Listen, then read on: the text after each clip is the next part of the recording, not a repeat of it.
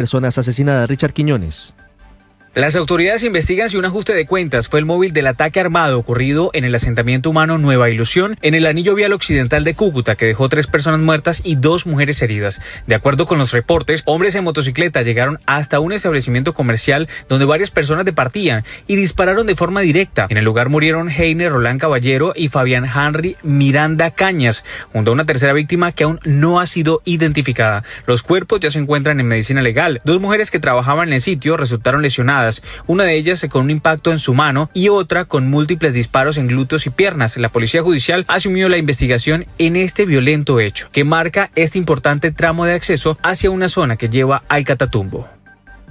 Y en Anorí, Antioquia, se confirma el secuestro de un integrante de resguardos indígenas, aparentemente víctima del Clan del Golfo. Héctor Santamaría, en Medellín. Pues Ricardo, se trata de Jonathan Ochoa Chigama, integrante del resguardo indígena en el municipio de Anorí, que en las últimas horas fue retenido y llevado con rumbo desconocido, presuntamente por miembros del Clan del Golfo. Según el alcalde de esta localidad, Gustavo Alfredo Silva, le ha contado a Blue Radio que los hechos ocurrieron exactamente en un sector conocido como Los Guamos, en la vereda Tencha Abajo.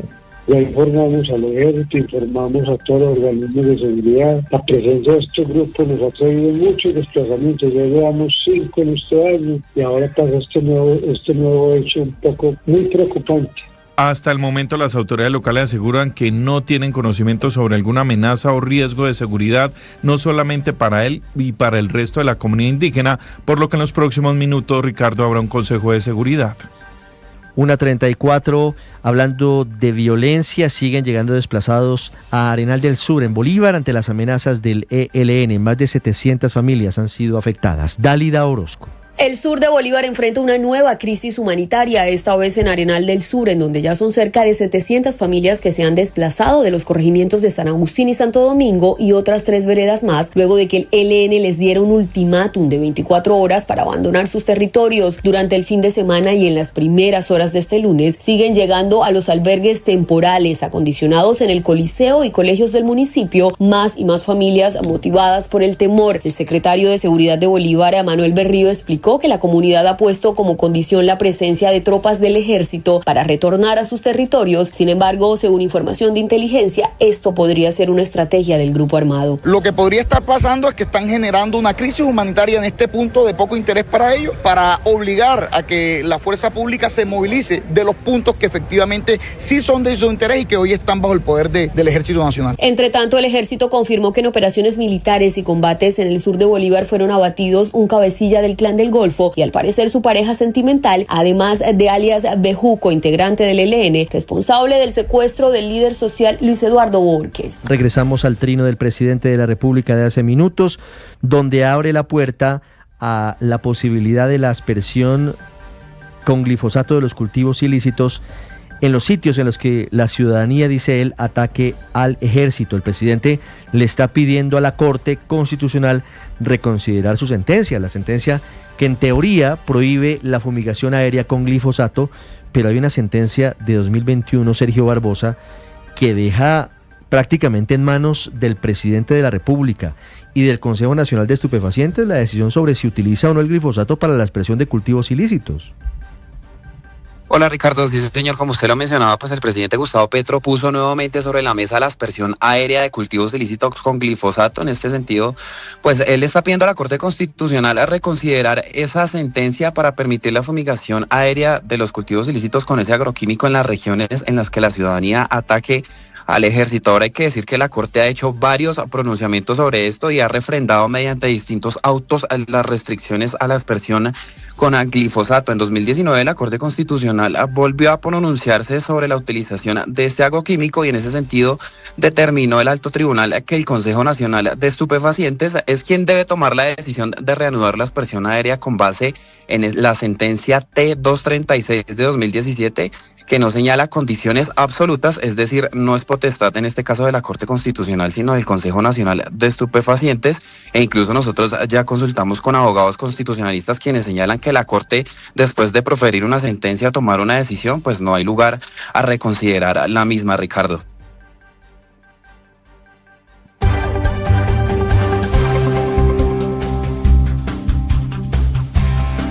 1:37 hablan los candidatos a propósito del secuestro de 45 militares en el Cauca. Repito, acaban de ser liberados. Todos están libres, los 45. Aún no se sabe de dónde sale la cifra de 7 secuestrados que permanecerían en poder de ese grupo por parte de las disidencias, como lo plantea el presidente Gustavo Petro. Pero todos coinciden, hablando de los candidatos, en que se necesita el regreso del uso proporcional de la fuerza para evitar el sometimiento de los uniformados. Miguel Cardosa. La repetición de secuestros de militares por parte de ciudadanos instrumentalizados y en algunos casos por integrantes de grupos armados camuflados entre la población civil reavivó el debate sobre las medidas a tomar desde el alto gobierno. Los precandidatos presidenciales tienen varias propuestas. Juan Guillermo Zuluaga dijo que se debe devolver el principio de autoridad. En este año más de 200 soldados secuestrados. ¿Qué hay que hacer? Aplicar el Código Penal.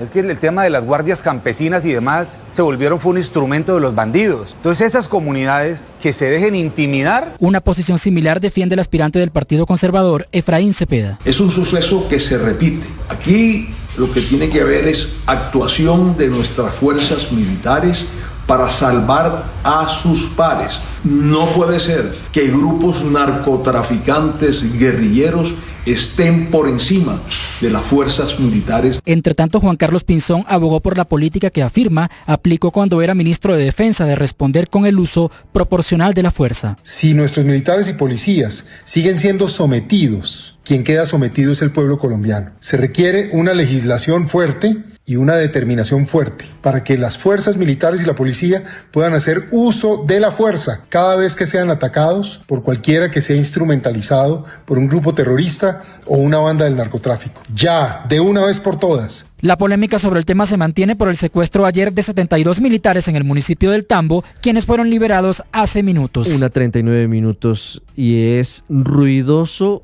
el silencio de la cúpula de la Fiscalía pidiendo la liberación de 2 de sus funcionarios judiciales adscritos al CTI, que hoy cumplen 4 meses secuestrados en el departamento de Arauca. Hoy sus familias, los sindicatos, los trabajadores, 1, le piden a la fiscal general que diga algo, que se pronuncie, y 2, al gobierno nacional que facilite su liberación. Kalila Peña. Ricardo, las víctimas están identificadas como Jesús Antonio Pacheco Oviedo y Rodrigo Antonio López Estrada. Por medio de una velatón, funcionarios y colegas de las víctimas solicitaron celeridad del gobierno en la mediación con el grupo ilegal ELN, presunto responsable de este hecho. Señora Fiscal General de la Nación, que hagan lo posible para que medien con el ELN, quien en su nombre dice ser Ejército de Liberación Nacional, para que nos devuelvan a nuestros compañeros Jesús Antonio Pacheco Oviedo y Rodrigo Antonio López Estrada, que hoy están cumpliendo 4 meses de secuestro. Recientemente se difundieron imágenes de supervivencia de los 2 funcionarios. Solicitaron al gobierno nacional y a las autoridades colaborar para que su liberación se realice pronto y de manera segura para su integridad. También enviaron un mensaje a sus familiares pidiéndole a las autoridades que protejan a sus allegados y que confíen en que pronto volverán a reunirse. El día de su secuestro fueron retenidos con sus credenciales y el armamento de dotación. El hecho lo confirmó el mismo grupo criminal por medio de un comunicado oficial difundido por redes sociales.